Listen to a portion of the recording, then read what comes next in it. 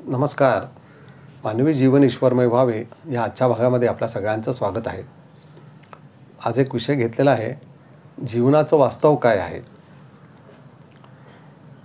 तर जीवनाचं वास्तव काय आहे हा मुळात पहिल्यांदा प्रश्न पडायला पाहिजे. हे समजून घेण्याची इच्छा निर्माण व्हावी लागते आणि ती जर का झाली तर आपल्याला वास्तव काय हे नक्की कळतं. त्याच्याकरता तो परमेश्वर सद्गुरूंची गाठ घालून देतो आणि आपल्याला ज्ञात करून देतो काय की हे जीवनाचं वास्तव काय आहे. तू जन्माला आलायस म्हणजे नक्की काय, जीवन जगतोयस म्हणजे काय, आणि एक दिवशी सगळं इथं सोडून जावं लागणार आहे म्हणजे काय, आणि जाणार कुठं. एक काहीतरी वास्तव आहे. भौतिक जगातील अनेक विषयांचा आपण शोध घेतो किंवा लावतो, परंतु स्वतःबद्दल मी नक्की कोण आहे, मी जन्मालाच का आलो आहे, असं काय कारण आहे की मी अमुक अमुक घराण्यामध्ये जन्माला आलो आहे, हे माझ्या अवतीभोवती जे कोणी माझे नाते नातलग आई वडील भावंड जे कोणी आहेत त्यांचा माझा हितसंबंध काय आहे ऋणानुबंध म्हणून. म्हणजे मागं काहीतरी एक वास्तव आहे, एक काहीतरी बॅकग्राऊंड रिॲलिटी म्हणतात ती आहे, आणि ती समजून घ्यायची इच्छा जर का निर्माण झाली तर नक्की आपल्याला सगळ्या गोष्टी समजतात. आपल्याला जीवनामध्ये एखाद्या वेळेला कठीण प्रसंग येतो, दुःख येतं, अशांत होतं मन, त्यावेळेला आपण कुठेतरी अस्वस्थ होतो, हे असं का झालं, मग कोण ह्याच्यातून मला सोडवेल. आपण एखाद्या म्हणजे दुःखातून दूर होण्याकरता त्याच्यातून कोण सोडवणूक करून देतं आहे म्हणून इकडे तिकडे फिरत असतो. मग देवादिकांना साकडं घालतो, गुरूंच्याकडे जातो, गुरूंना म्हणतो तुम्ही सोडवा, कारण तुम्ही कोणीतरी एक असे अलौकिक दिसता, भूत भविष्य काहीतरी तुम्हाला कळत असेल. परंतु आपण त्या सद्गुरूंना वास्तव काय आहे जीवनाचं, हे जीवन म्हणजे काय हे कधी विचारायला जात नाही. आणि सद्गुरू त्याची वाट बघत असतात की कधी कोणीतरी एकटा आपल्या समोर येऊन बसेल आणि गुरुजी मला जीवनाचं ज्ञान करून द्या, हे काय आहे जीवन, मी जन्मालाच का आलो आहे हे आधी मला सांगा, आणि मग जे की मी सुख हुडकतो आहे ते का, कोण, हा खरा प्रश्न सद्गुरूंना विचारायचा असतो. पण आपण सद्गुरूंना आपल्या प्रपंचातील अडीअडचणी ह्याच्याशिवाय दुसरं काही विचारायला जात नाही. सद्गुरू म्हणतात ह्यालाच दुर्दैवी जीवन. जीवनाचं वास्तव जर का कळालं तर मग जीवन आपल्या हातात राहील. नाहीतर शेवटी मनुष्य काय, आपण ह्याच्या अगोदरच्या एपिसोडमध्ये समजून घेतलं की शेवटी मृत्यूची भीती असते. अरे बापरे, तुम्ही मरणार, मला हे सगळं सोडून जावं लागणार, जे काही वैभव प्राप्त झालेलं आहे, जे कोणी अवतीभोवती माझ्या लोक आहेत त्या सगळ्यांना मला सोडून जावं लागणार. अरे बापरे, कुठेतरी भीती निर्माण होते. मग भीती का होती आहे, भीती का वाटते आहे, कारण जीवनाचं वास्तव कळालेलं नाही आहे. सद्गुरू म्हणतात सगळ्यात महत्त्वाचा विषय आहे जीवन काय हे समजून घे. तर मग जीवन जगणं कसं, का, कुणासाठी, आपल्याला प्राप्त जन्म का झालेला आहे, सगळ्यात महत्त्वाचा विषय आहे. जन्मालाच का आलो आहे, जन्माला आलो आहे म्हणून हे सगळं संसार आहे, पण जन्मालाच का आलो आहे, मग ते जर का कारण आपल्याला कळालं तर मग ज्या मनोमाध्यमातून आपण हा संसार ह्याचा जो पसारा आहे त्याच्यात आपण अशांतता, पीडा, दुःख, यातना अनेक गोष्टी ज्या नकळतपणे त्याचा जन्म होतो त्या कुठेतरी थांबवता येतील वास्तव कळाल्यानंतर. म्हणून जीवनाचं वास्तव समजून घ्यायचं की काय आहे नक्की हे. तर आपल्याला आता थोडं माहिती आहे, आपण माझ्या चॅनलला आपण बरेच जण कनेक्टेड आहात, नव्याने कोणी आज जॉईन झाले असतील तर पहिल्यापासून म्हणजे चॅनलला सबस्क्राईब करा, म्हणजे बऱ्याच अलीकडचे एपिसोड तुम्हाला ऐकायला मिळतील. अनेक विषय आपण आत्तापर्यंत घेतलेले आहेत.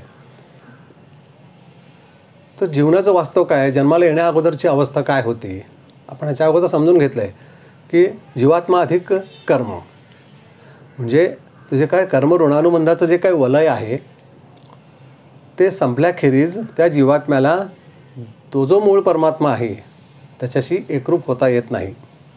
हा सृष्टीचा नियम आहे. मग त्याला देह प्राप्त करून घेऊन त्या कर्मातून मुक्त व्हावं लागतं, त्या ऋणातून स्वतःची सोडवणूक करून घ्यावी लागते, तेव्हा त्या मूळ चैतन्याशी एकरूप होता येतं. हा सृष्टीचा नियम आहे. जन्म आपला होतो आणि कर्मातून मुक्त व्हायचं हा जो विषय आहे तो विषय नकळतपणे आपण विसरतो. खरं म्हणजे जन्माला आल्यानंतर आपण पहिल्यांदा समजून घेतलं पाहिजे आईवडिलांच्याकडून, समाजाकडून, की बाबा माझा जन्मच का झाला हे मला सांगा लगेच आधी, मी का आलो आहे इथं. जसं आपल्याला आपण आता भौतिक जगात आपण अशी कल्पना करूया की एखाद्या ठिकाणी आपल्याला कोणीतरी नेलं तर आपण विचारतो, अरे मला इथं का आणलंयस, नक्की सांग, काय सांगणार आहेस तू, मला ह्या ठिकाणी का आणलंयस, विचारतो की नाही. मग तसं जन्माला आल्यानंतर ही विचारणा व्हायला पाहिजे की मी का जन्माला आलो आहे. पण तसं होत नाही. ह्याला मागं माया ही कारणीभूत आहे असं म्हणतात सद्गुरू.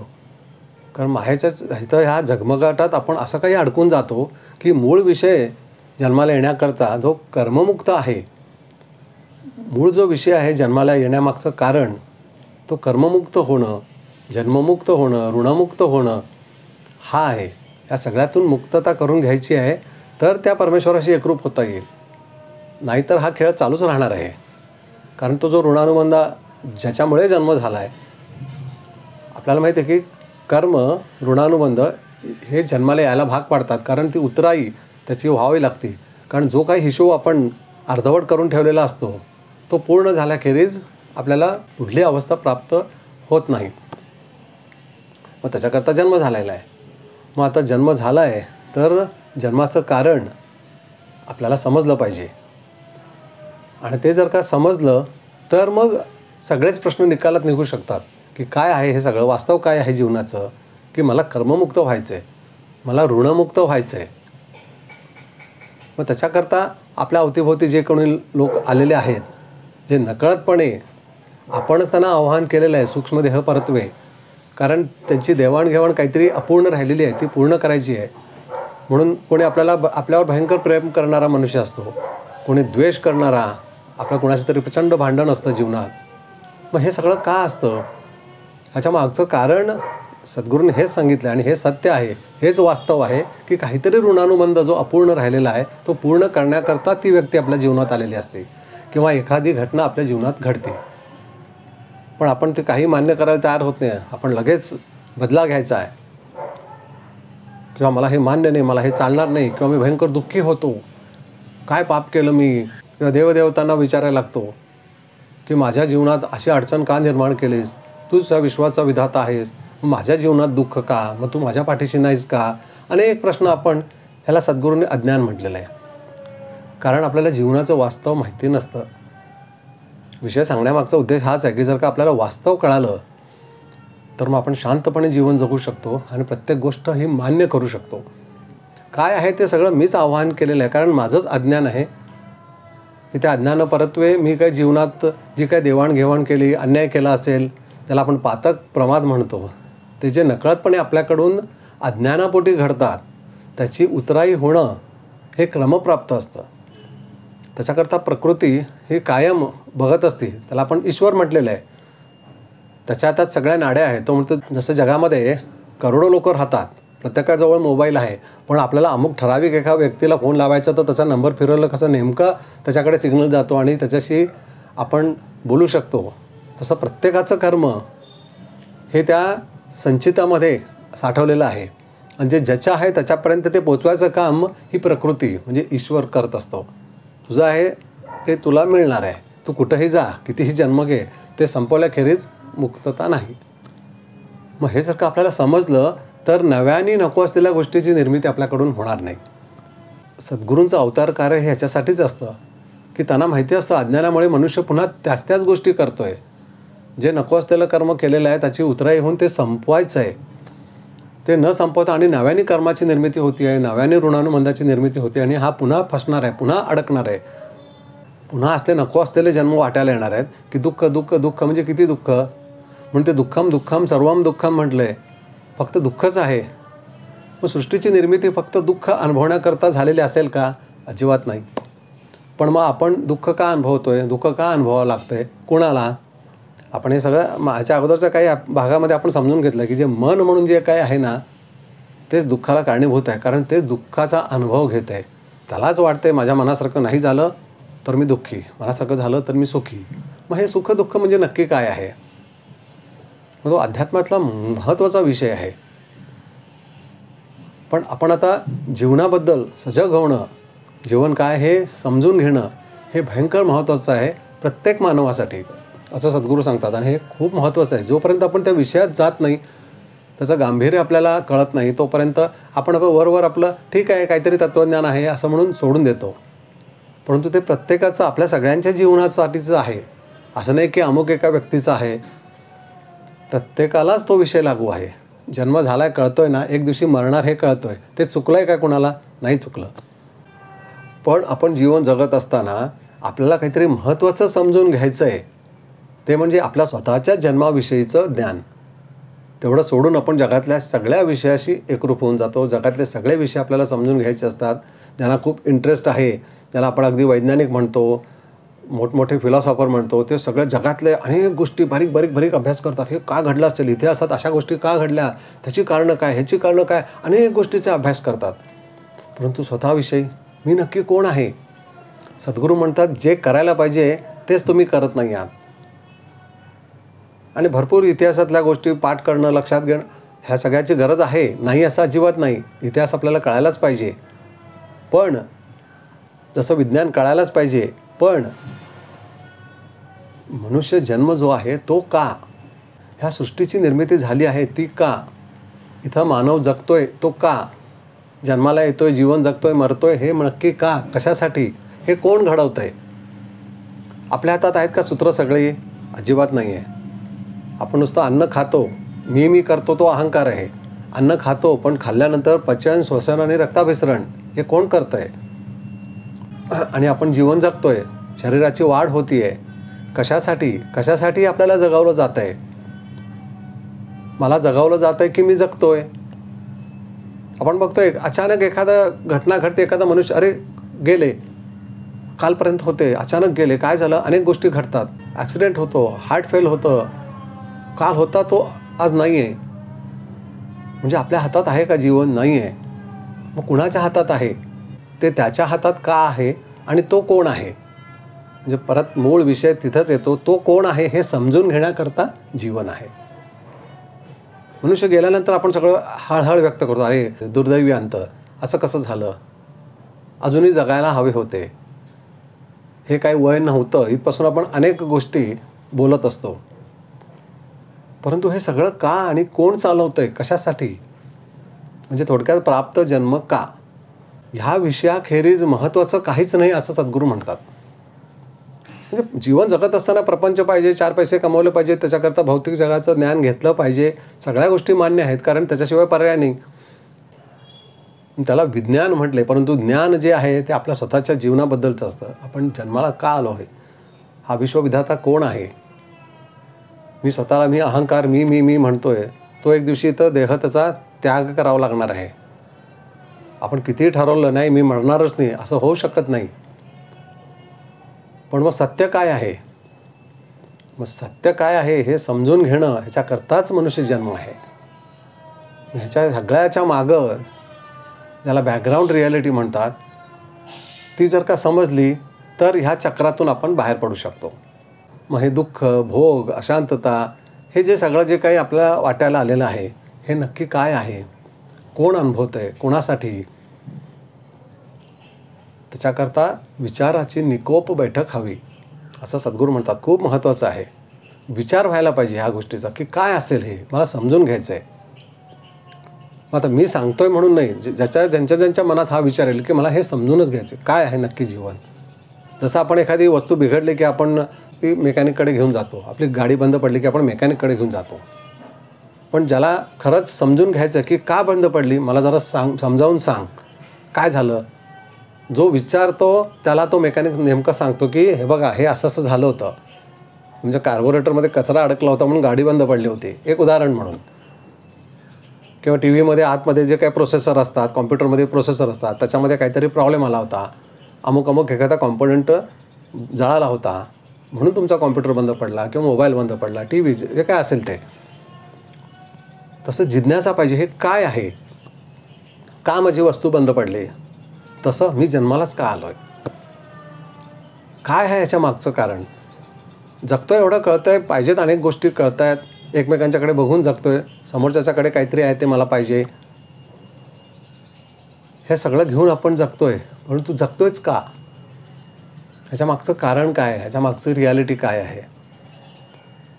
तर ती समजून घ्यायची इच्छा निर्माण झाली की मग आपण नकळतपणे या सगळ्यातून आपली सोडवणूक होती. सद्गुरू भेट होती, सद्गुरू आपल्याला ज्ञानी करतात. नक्की जीवन काय आहे, कर्मपरत्वे जन्म आहे, त्याच्यातून मुक्त व्हायचं आहे.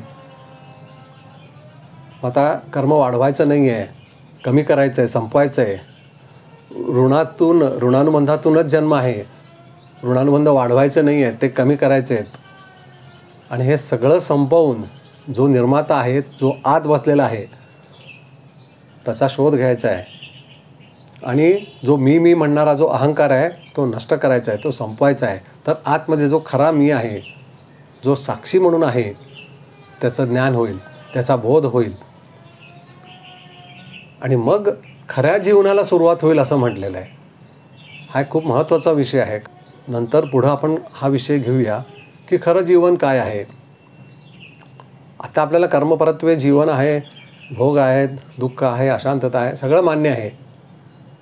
ह्याच्या मागं अज्ञान आहे, कारण आपण नक्की हे जीवन काय हे समजून घेतलं नाही. अनेक जन्म परत्वे म्हणून कर्म निर्माण झालं, ऋणानुबंध निर्माण झाले, मग ते संपवण्याकरता आपल्याला हा देह मिळालेला आहे. आता प्राप्त देहातून, प्राप्त जन्मातून साध्य काय करायचं आहे.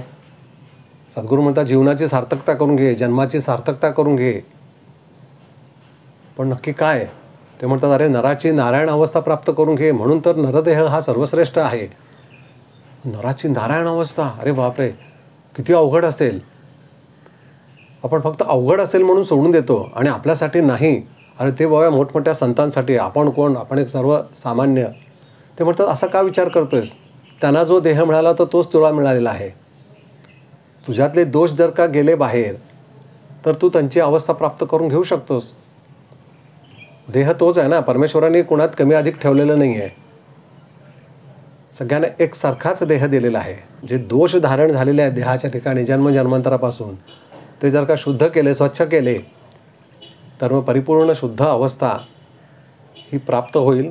आणि मग जीवनाची सार्थकता, जन्माची सार्थकता नक्की कशात आहे हे कळेल आणि ती प्राप्त होईल. मग वंदनीय दादांनी जी साधना सिद्ध केलेली आहे त्याच्या मागचा उद्देश, त्याचा मागचा विषय हाच आहे की नरजन्माला जो आलेला आहेस ती नारायण अवस्था प्राप्त कर. परंतु ती कशी होणार.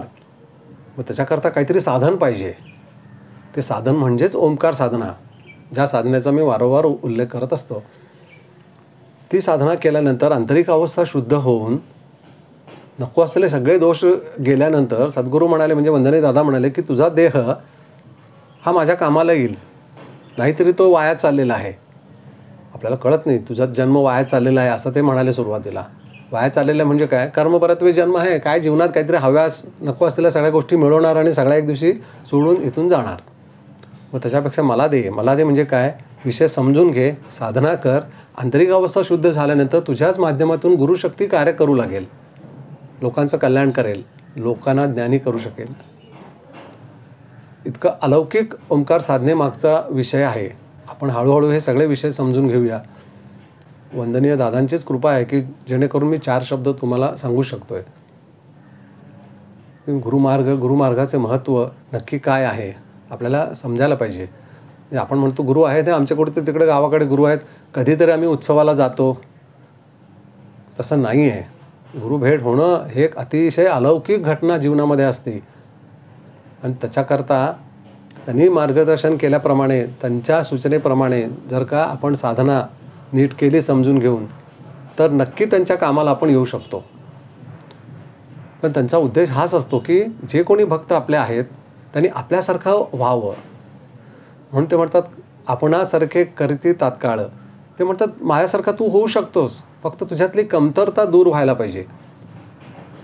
मग ती कमतरता दूर झाली तर मग तू कामाला येशील आणि तुझं जीवन जे वाया चाललं होतं ते कुठेतरी कामी येऊन तुझ्या माध्यमातून ईश्वरी शक्ती कार्य करू शकेल. जेणेकरून अनेक लोक जन्माला आलेली आहेत, जीवनात दुःख आहे, अशांतता आहे, का जन्माला आलो आहे माहिती नाही आहे, जीवन जगतोय काय बाबा असंच आहे, काय करणार, आपल्या हातात काय आहे, तो परमेश्वरच जाणे. सद्गुरू म्हणतात असं दुर्दैवी जीवन जगू नका, जीवन समजून घ्या. हे न समजून घेतल्यामुळे, नको असलेले कर्म केले गेल्यामुळे, नको असलेल्या ऋणात अडकल्यामुळे प्राप्त परिस्थिती निर्माण झालेली आहे. मग ती प्राप्त परिस्थिती समजून घेऊन तो जो गुंता झालेला आहे तो सोडवायचा आहे. सद्गुरू त्याच्याकरताच असतात आणि ते कायमस्वरूपी प्रामाणिक जो प्रयत्न करेल त्याच्या पाठीशी असतात. हा माझा वैयक्तिक अनुभव आहे. ते म्हणतात तू प्रामाणिकपणे प्रयत्न कर. असं नाही की आज मी आता गुरूंना मांडलं, आज एक दिवस साधना केलं की लगेच उद्यापासून सगळंच अगदी मनासारखं व्हायला लागेल, सगळ्या गोष्टी आपल्याला कळायला लागतील किंवा सगळंच नीटनेटकं होत जाईल, असं नसतं. परंतु हळूहळू आपल्याला हे समजायला लागतं की हे सगळं चाललं आहे काय आहे ह्याच्या मागचं रहस्य, मी कोण आहे नक्की, मी जन्माला आलो आहे, दुःख येतं आहे, काय हे हळूहळू वय वाढत चाललं आहे आणि एक दिवशी बाकी सगळे गेले तसं मलाही सगळं हे सोडून जावं लागणार. मग मी जाणार कुठं नक्की, तिथं काय असेल, कसं असेल, असे किती विचार येतात. सद्गुरू म्हणतात थांब, तुला एक एक सगळ्या गोष्टी समजावून सांगतो. तू शांतपणे साधना करून एक एक गोष्ट समजून घे. तुला जीवन काय हे कळेल, या विश्वाचा विधाता कोण आहे कळेल आणि नक्की तू स्वतः जो स्वतःला देह म्हणतोयस, तू स्वतः देह नसून या देहाला सुद्धा अनुभवणारा साक्षी आत्मा ब्रह्म आहेस. इथपर्यंत तुला जायचं आहे. मग ते समजण्याकरता हे सगळे दोष जे आहेत जन्मजन्मांतरातून आणलेले, ते सगळे त्याचं विमोचन व्हायला पाहिजे, ते सगळे आपल्यापासून दूर झाला पाहिजेत. म्हणून तर वंदनीय दादांनी ओंकार साधना जी सिद्ध करून दिली त्याच्या मागचा सगळा विषय त्यांनी सांगितला. मग साधनेचा अनुभव हा वैयक्तिक प्रत्येकाने घ्यायचा आहे, पण जर का विषय आपल्याला कळला तर आपली साधना नीट होईल. म्हणून हे सांगण्याचा हा प्रयत्न आहे. आम्ही पण साधना करतोय, नुसती साधना करतोय म्हणून काय साध्य होणार आहे, साध्य काय करायचं आहे हे जर का कळालं तर आपण नीट साधना करू. कुठलंही काम करताना आपण त्याच्यातून मिळणार काय आहे हे जर का कळालं, हे माहिती असेल तर आपण ते नीट करू. होईच आपलं एखादं काम कर म्हणजे असं नाही होत ना. म्हणून साधना करण्या अगोदर काय आहे विषय नक्की हे समजावा, म्हणून हा सांगण्याचा प्रयत्न. तर असंच आपण आणखीन पुढं भाग घेत जाऊया. तर आपण मागच्या खेपेला सांगितल्याप्रमाणे माझा सकाळचा एक मानवी जीवन ईश्वरमय व्हावे या नावाचा व्हॉट्सॲप ग्रुप आहे. त्याच्यावर सकाळी एक मी सुप्रभात संदेश सद्गुरूंच्या कृपेनं त्यांच्या प्रेरणेनं पाठवत असतो. त्याच्यात तुम्हाला सहभाग घ्यायचा असेल तर तुम्ही मला यावरील मोबाईल नंबरवर मेसेज करावा की जेणेकरून त्या ग्रुपमध्ये तुमचा नंबर, तुमचं नाव ॲड करण्यात येईल आणि मग रोज सकाळी तुम्हाला मेसेज वाचायला मिळेल. त्याशिवाय जे काही नवीन एपिसोड्स ह्या चॅनलवर बनतील तेही बघायला मिळतील. धन्यवाद.